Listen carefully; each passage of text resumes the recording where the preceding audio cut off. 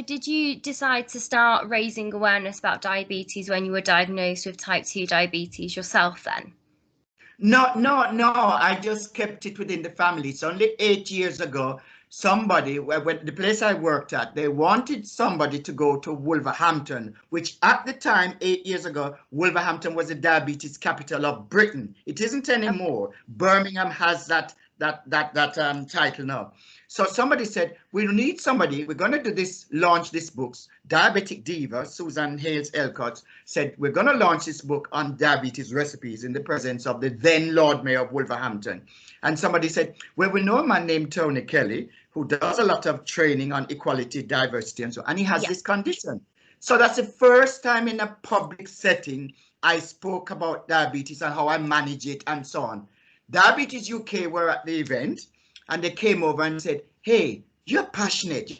There's something about you, the way how you say it, and you keep it real, and you're doing it from a patient perspective, and a Black person's perspective, and a community perspective. Would you want to be trained and come and be one of our champions? And I went home, thought about it, prayed about it, and said to my wife, should I do this? And she said, yes, you've got the gift of the gab. You go up there and do it. And that's when I started, and I haven't looked back. And as I say, I'm now with NHS Birmingham and Solihull Clinical Commissioning Group. And I've been to Dominica, I've been to Canada. I should have been in Jamaica, but because of the COVID, that's put off till next year. And all of these are trips that people pay for me to go to educate and raise awareness about eating healthy, the healthy lifestyle. It can be done. So what would you say is your biggest achievement so far? That's a good question. My biggest achievement so far, I think it's the whole concept of being able to impart this knowledge to so many people, because as you can appreciate, in 8 years of doing it, June gone was 8 years, so by December coming, it's 8.5 years.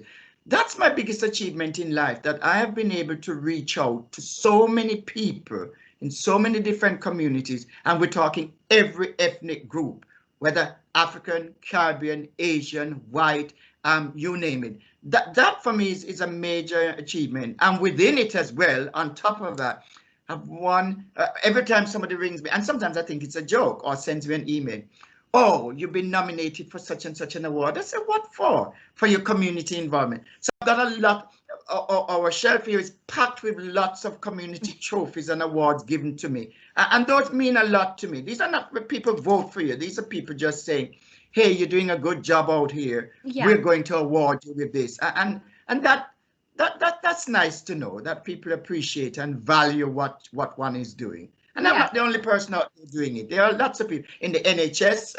There are lots of staff doing that in other professions. Lots of people are out doing some very kind and generous things, and especially in the sort of unprecedented times that we live.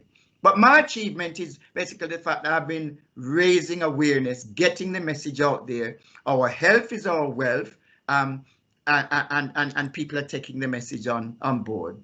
Perfect. So when we do eventually come out of lockdown, what's next then? Are you still continuing to be busy with all your webinars and so on to raise awareness about diabetes? Yes, indeed. Yes, I'll be back on the road, going to community centers, residential homes, nursing homes, places of work, gurdwaras, mosques. At the moment, this is a nice feeling that I'm able to do 3 or 4 per day, sitting right here in the comfort of my home.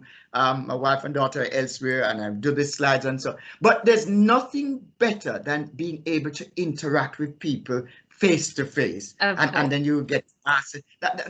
I'm missing that.